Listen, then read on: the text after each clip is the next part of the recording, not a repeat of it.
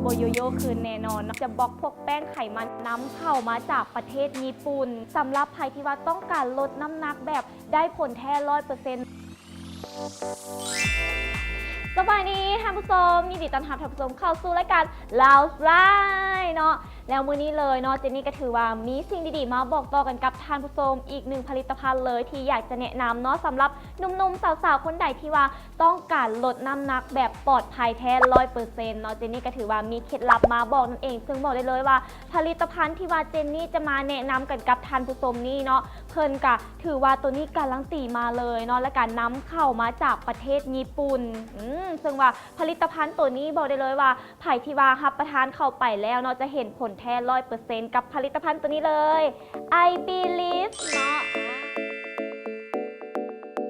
หลายๆคนเนาะอาจจะอยากรู้เนาะว่าผลิตภัณฑ์ตัวนี้มีดีอย่างแน่บอกได้เลยว่าสำหรับใครที่ว่าต้องการลดน้ำหนักแบบได้ผลแท้100%เนาะรวมไปถึงตัวนี้ได้ยินมาว่าเพิ่นบอกว่าดูดซึมได้ดีอีกเนาะสำหรับอาหารที่ว่าเขากินเข้าไปเนาะตัวนี้จะช่วยซึมซับเข้าไปทันทีเลยแล้วตัวนี้เนาะก็จะช่วยให้ระบบการขับถ่ายเนาะใครที่ว่าขับถ่ายบ่สะดวกแบบนี้ตัวนี้ก็จะช่วยได้นั่นเองกับ I Believe เนาะที่สำคัญเลยเพิ่นบอกมาว่าตัวนี้เนาะไส้เอนไซม์เนาะพวกผักหมากไม้ออร์แกนิกนั่นเองเป็นสารปลอดภัยจากธรรมชาติสำหรับตัวนี้แล้วถือว่าท่านผู้ชมอยากจอยแบบหุ่นดีหรือว่าคนที่ว่าจอยอยู่แล้วแต่ว่าอยากบล็อกพวกแป้งเนาะก็สามารถกินตัวนี้ได้เลยเพราะว่าพวกแป้งที่ว่าเขากินเข้าไปเนาะเพราะว่าจะเป็นแบบคือเจนนี่มักกินแบบประเภทซินดาดโบหรือว่าเป็นพวกแป้งหรือว่าของทอดเนาะตัวนี้บอกได้เลยว่าตัวนี้เนาะสารสกัดดีบ่พอเนาะจะเฮ็ดให้หุ่นเท่านั้นเพอร์เฟกต์เลยแล้วอีกอย่างหนึ่งเนาะกับ I Believe ของเฮาเนาะตัวนี้เนาะถือว่าเพิ่นนี่เลยนำเข้ามาจากประเทศญี่ปุ่นเนาะท่านผู้ชมเนาะซึ่งว่าเพิ่นบอกมาว่าปลอดภัยสำหรับคนที่ว่าต้องการลดน้ำหนักบ่หรือว่าใครที่ว่าบ่ค่อยมีเวลาออกกำลังกายแบบนี้ก็สามารถรับประทานได้ตัวนี้ก็จะมีอยู่2ขนาดเนาะก็จะมีขนาดใหญ่ตัวนี้เลยตัวนี้ก็จะมีอยู่30แคปซูลเนาะแล้วก็ขนาดน้อยก็จะเป็นตัวนี้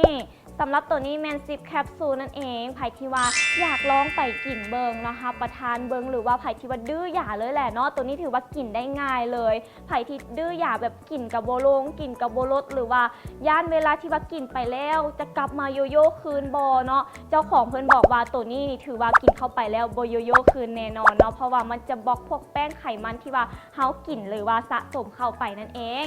ท่านผู้ชมท่านใดที่มาสนใจเนาะก็อย่าลืมไปติดตามทางเพจของเพิ่นได้เนาะเพราะว่าเพิ่นก็จะมีเพจให้ติดตามนั่นเองเดี๋ยวเขาจะขึ้นที่อยู่ให้กันกับหน้าจอของเราได้เลยเนาะอย่าลืมเข้าไปติดตามสำหรับใครที่ว่า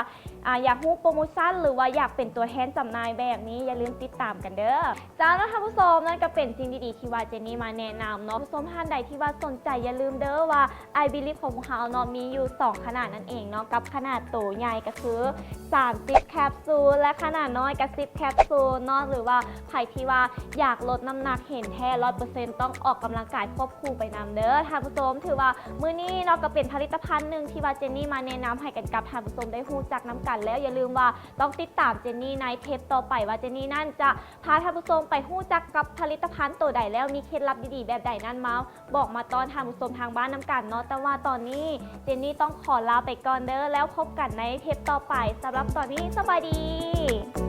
บ๊ายบาย